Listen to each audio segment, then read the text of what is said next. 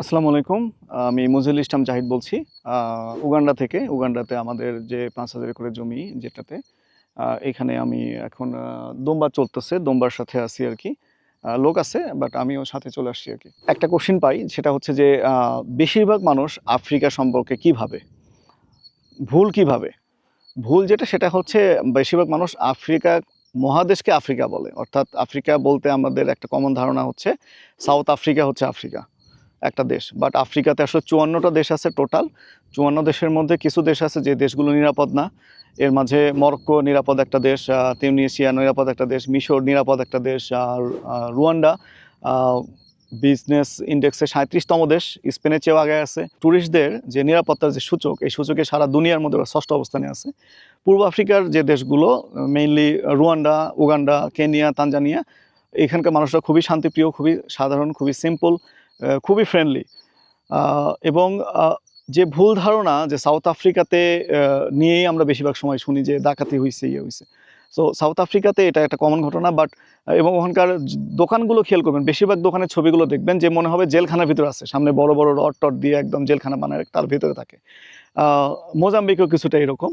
But উগান্ডাতে আপনি যেকোনো দোকানে যাবেন, রাত ১২টা বাজে যাবেন, পুরো শাটার ওপেন। অর্থাৎ এইখানে ওই ধরনের রিস্কটা নাই যে এখানে কেউ ডাকাতির শিকার হবে বা এখানে ছিনতাই হবে, এরকম এটার সম্ভাবনা খুব কম।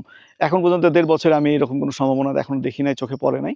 এবং এই ৪ টা দেশের মধ্যে রুয়ান্ডা এবং উগান্ডার লোকজন খুবই ফ্রেন্ডলি। আ তানজানিয়ার লোকজনও অনেক নরম, সফট, এবং কেনিয়ার লোকজন একটু চালাক চতুর, বাট মোটামুটি ভালো। কিন্তু আফ্রিকা নিয়েই আমরা যেটা মনে করি, আফ্রিকা শুনলে আমরা যেটা ভাবি, এটা আসলে সেরকম না। এই যে আমরা একেবারে প্রত্যন্ত একটা এলাকায় আসছি, এইখানে আছি, এখন পর্যন্ত আমাদের কোনো রকম ইনসিডেন্ট হবে বা অনেক সময় রাত ২টা বাজে আমরা এখান থেকে রওনা দিছি বা ৩টা বাজে এখানে এসে পৌঁছাইছি, কখনো কোনো সমস্যা ফেস করি নাই। সো এই যে ভুল ধারণা, একটা হচ্ছে নিরাপত্তার সমস্যা। আফ্রিকার ৫৪ টা দেশ, ৫৪ দেশের মধ্যে অনেকগুলো দেশই নিরাপদ। অল্প কয়েকটা দেশ আছে যে দেশগুলো নিরাপদ না, যেমন কঙ্গো নিরাপদ না, এরকম আরও কিছু দেশ আছে। বাট উগান্ডা অনেক সেফ একটা দেশ। এবং আরেকটা ইম্পর্টেন্ট বিষয় সেটা হচ্ছে যে আফ্রিকা কন্টিনেন্টে এখন জনসংখ্যা প্রবৃদ্ধি অনেক হাই, অনেক অনেক অনেক বেশি হাই। এবং দেখা যাচ্ছে যে উগান্ডাতে মেইনলি সারা দুনিয়ার মধ্যে যদি আমরা হিসাব করি, ২৫ বছরের নিচে জনসংখ্যা ৭২%।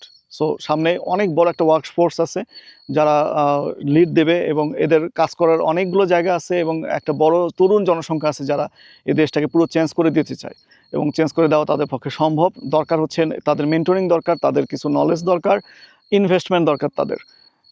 এটুকু পেলে তারা আসলে আফ্রিকাকে পুরো চেঞ্জ করে দিতে পারে।